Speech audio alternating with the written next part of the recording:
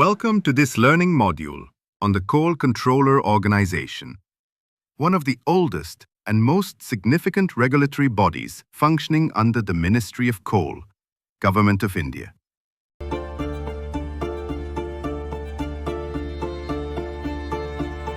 The Coal Controller Organization, erstwhile Coal Commissioner, established in 1916 in Calcutta, is one of the oldest office in the Indian coal sector. The main aim behind setting up this office was to have government control to adequately meet coal requirements during the First World War.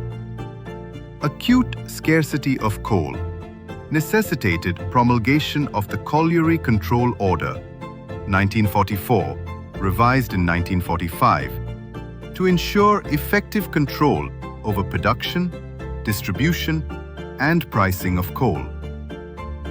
What began as a wartime control mechanism gradually evolved into a statutory regulatory organization, overseeing key aspects of India's coal sector. The Colliery Control Order 2000 superseded the earlier orders. This order was issued under Section 3 of the Essential Commodities Act 1955. Later, the Colliery Control Rules 2004 were published by the Government of India in August 2004 under the Mines and Minerals Development and Regulation Act 1957. These rules continue to serve as the primary regulatory framework governing the functioning of the Coal Controller Organization. Today, the Coal Controller Organization functions as a subordinate office under the Ministry of Coal. Since 16th July 2021, its main office has been located in New Delhi, with 7 field offices in Kolkata, Dhanbad, Ranchi, Bilaspur, Nagpur, Sambalpur, and Kothagudem.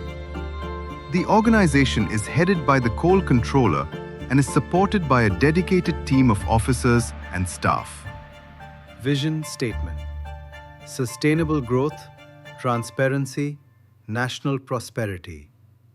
The vision of the Coal Controller Organization focuses on sustainable growth of the coal and lignite sector, transparency and accountability in all regulatory processes, and contributing to India's economic development and long-term energy security. From its beginnings as a wartime necessity to becoming a cornerstone institution of India's coal governance, the Coal Controller Organization has grown to play a vital role in ensuring India's energy security, economic growth, and responsible resource management. Now that we have explored its history, evolution, and vision, let's move ahead and take a deeper look into its major functions in the next module. Core functions of the Coal Controller Organization.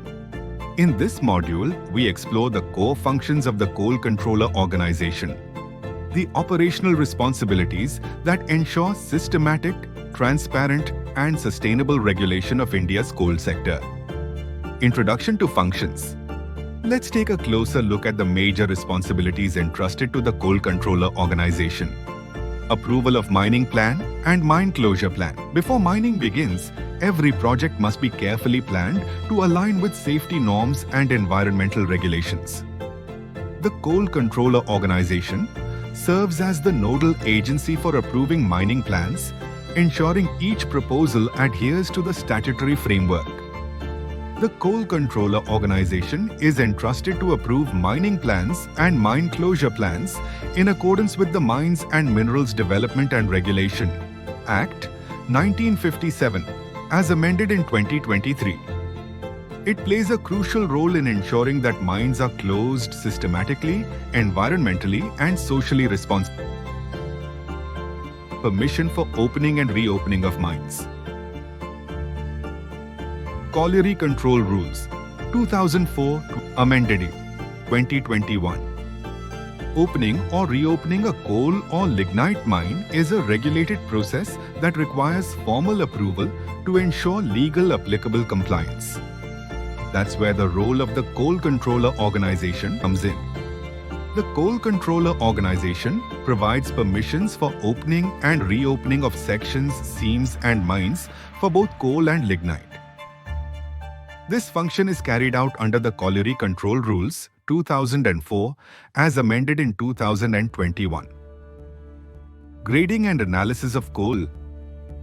Coal grading refers to the classification of coal based on its quality, primarily calorific value and ash content. Coal is graded on its gross calorie value and ash levels. Higher grades have more heat value and are priced higher, while lower grades have lower heat value and is priced lower. In India, around 70% of electricity is produced by coal. These grades directly impact pricing, royalty payments, and fuel efficiency in thermal power generation. To maintain uniformity and uphold quality standards across the sector, the Coal Controller Organization declares and monitors the grading of coal mines through systematic sampling and analysis. Appellate Authority for Grade Disputes. Colliery Control Rules 2004-2021 amended it. Mine closure. Sometimes the thermal power plant receives coal that doesn't match the quality or grade that was promised. For example, if a company agrees to buy G5 grade coal but gets something of lower quality, it leads to a grade dispute. The Coal Controller also acts as an appellate authority to resolve grade disputes regarding coal quality under the Colliery Control Rules 2004, as amended in 2021. Monitoring of mine closure activities, Colliery Control Rules 2004-2021, amended it. Mine closure is the process of safely closing down mines operations and restoring the land as close as possible to its original state. It plays a crucial role in protecting the environment and supporting the lives of nearby communities after mining ends. For example, in several closed coal mines, the land has been transformed into green zones or farming areas, helping local residents earn a livelihood even after mining stops. To ensure this, the Coal Controller Organization continuously monitors mine closure activities, ensuring compliance with approved mine closure plans and environmental sustainability standards. Permission for disposal of washery rejects. A coal washery is a facility that cleans raw coal by removing impurities like ash, rock, and other debris, enhancing its quality and making it suitable for various industrial applications like power generation. The leftover waste material from this process is called washery rejects. If not managed properly, these rejects can harm the environment. To ensure safe and responsible disposal, the Coal Controller Organization issues permissions for disposal of washery rejects as per policy guidelines issued by the Ministry of Coal. Hearing Authority for Land Acquisition, Coal-Bearing Areas, Acquisition and Development. Act 1957. During the acquisition of land for coal mining, if any objections are raised by landowners or affected persons, a hearing will be conducted to ensure that all parties are heard clearly and the issue is resolved fairly. The Coal Controller serves as the competent authority for such objections under the Coal-Bearing Areas, Acquisition and Development Act 1957. Legal Authority to File Complaints, MMDR Act 1957. Office Order dated 25th July 2021. The Mines and Minerals Development and Regulation. Act 1957 MMDR Act lays down the legal framework for the regulation of mines and development of all minerals other than petroleum and natural gas. It empowers the Government of India to make rules for the conservation and systematic development of minerals in India and for the protection of the environment. In exercise of the powers conferred under Section 22 of the Mines and Minerals Development and Regulation Act 1957, the Ministry of Coal has authorized the Coal Controller to file a complaint in court in respect of an offence under the MMDR Act 1957 and the rules made thereunder. Certification of Coal Quantity for Gasification Rebate, CMDPA, Coal Mine Development and Production Agreement.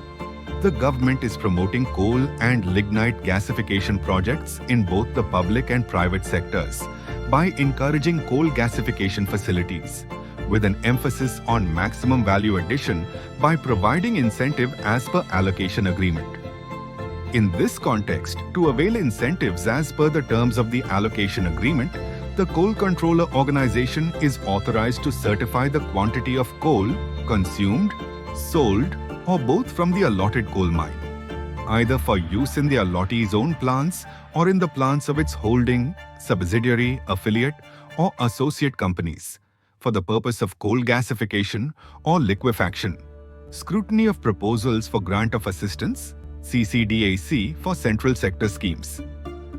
Coal Mines Conservation and Development Act 1974, CCDAC, the Coal Controller Organization, plays a key role in scrutinizing proposals received from coal companies and presenting detailed reports to the Coal Conservation and Development Advisory Committee, CCDAC, for approval.